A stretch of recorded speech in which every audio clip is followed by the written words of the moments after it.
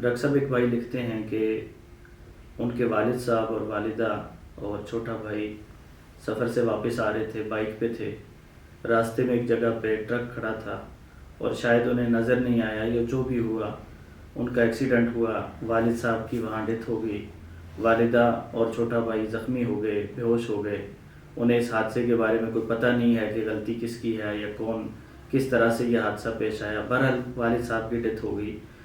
جو ٹرک تھا اس کی انشورنس ہوئی ہوئی تھی، اور وہ جو کمپنی ہے ٹرک کی جس کی طرف سے انشورنس ہے، ان کی طرف سے انہیں دیت کے طور پہ معاوضہ ملنے کا موقع ہے، تو کیا وہ اس کمپنی سے دیت کے طور پہ معاوضہ لے سکتے ہیں یا یہ ان کے لیے شرعی طور پر جائز نہیں ہے؟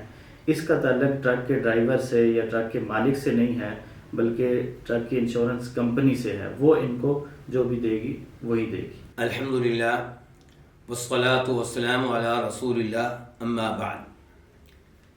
جہاں تک تعلق ہے انشورنس کا، جس کو ہم بیمہ بھی کہتے ہیں، تو علماء کرام کا فتویٰ یہ ہے کہ یہ حرام ہے۔ بیمہ کرانا، انشورنس کرانا یہ جائز نہیں ہے، کیونکہ اس میں جوا بھی ہے اور اس میں سود بھی ہے، اور ہم جانتے ہیں کہ سود بھی حرام ہے اور جوا بھی حرام ہے۔ سود اس لحاظ سے کہ آپ انشورنس کمپنی کو وقتاً فوقتاً مثال کے طور پہ 50,000 روپیہ ادا کرتے ہیں۔ ٹوٹل پیسے جو آپ نے ادا کیے وہ کتنے ہیں؟ 50,000 روپیہ۔ یہ آپ نے کیا ادا کی ہے؟ کرنسی۔ اور وہ اس کے بدلے میں اگر حادثہ ہوا تو آپ کو کتنے دیں گے؟ وہ آپ کو 1 لاکھ روپیہ دیں گے، 2 لاکھ روپیہ دیں گے، 3 لاکھ روپیہ دیں گے۔ تو 50,000 روپے آپ نے دیے اور ملے کتنے؟ 3 لاکھ روپیہ، 2 لاکھ روپیہ، اور وہ بھی ادھار پہ۔ جبکہ اگر آپ کرنسی کے ساتھ بیع کرتے ہیں، پیسے کا پیسے کے ساتھ لین دین کرتے ہیں، روپے کا روپے کے ساتھ، تو اس میں کمی بیشی کی بھی اجازت نہیں ہے اور اس میں ادھار کی بھی اجازت نہیں ہے۔ تو ایک تو اس میں اس اعتبار سے سود پایا جاتا ہے۔ دوسرے نمبر پہ جوا ہے۔ یہ کمپنی آپ سے کہتی ہیں کہ آپ اتنے پیسے ادا کریں، اگر آپ کے ساتھ حادثہ پیش آیا تو ہم آپ کو اتنے ادا کریں گے، تو یہ جوا ہے۔ دونوں لحاظ سے انشورنس غلط ہے۔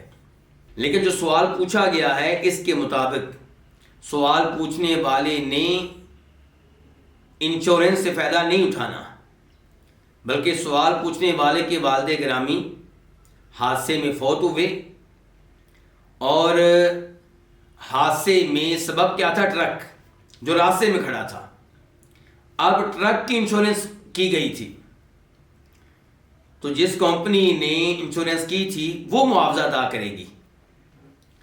تو کیا اب سوال کرنے والے کے لیے جائز ہے کہ اپنے والد صاحب کی دیت، انہیں ہلاک کرنے کا جو معاوضہ عدالت طے کرے گی وہ انشورنس کمپنی سے وصول کرے؟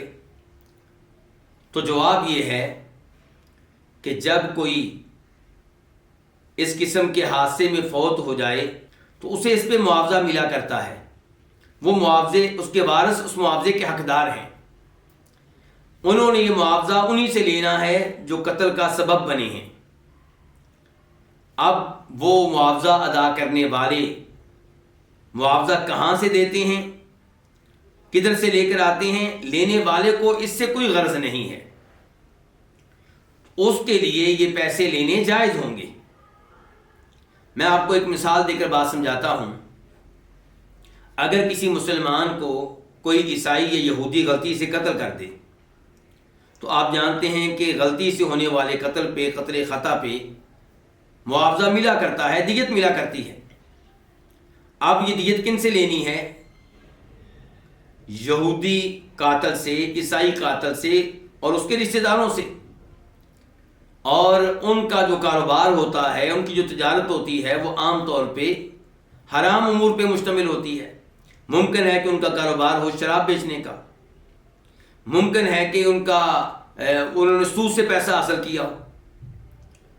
تو کیا یہ مسلمان ان سے معاوضہ لیتے ہوئے، دیت لیتے ہوئے اس بات کا مکلف اور پابند ہے کہ یہ ان سے تحقیقات کرے کہ آپ لوگ جو مجھے دیت دینے لگے ہیں وہ پیسے کہاں سے آپ نے لیے، کہاں سے کمائے. بالکل یہ اس کا مکلف نہیں ہے، اس کا پابند نہیں ہے. ان کا حق بنتا ہے کہ ان کو دیت ملے.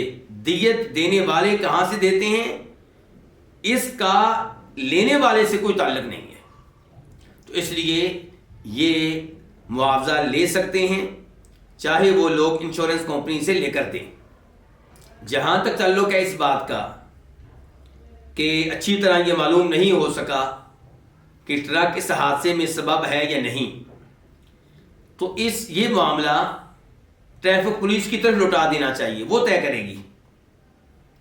ٹریفک پولیس کے جو قوانین اور اصول ہوتے ہیں ان کو مد نظر رکھتے ہوئے ٹریفک پولیس طے کرے گی کہ یہ ٹرک اس حادثے میں سبب ہے یا نہیں. تو اگر ٹریفک پولیس یہ طے کرتی ہے کہ یہ سبب ہے اور آپ لوگوں کی دیت بنتی ہے، آپ لوگ دیت لینے کے حقدار ہیں، تو پھر آپ دیت لے سکتے ہیں. اس میں انشاءاللہ کوئی حرج نہیں ہے. واللہ تعالی اعلم.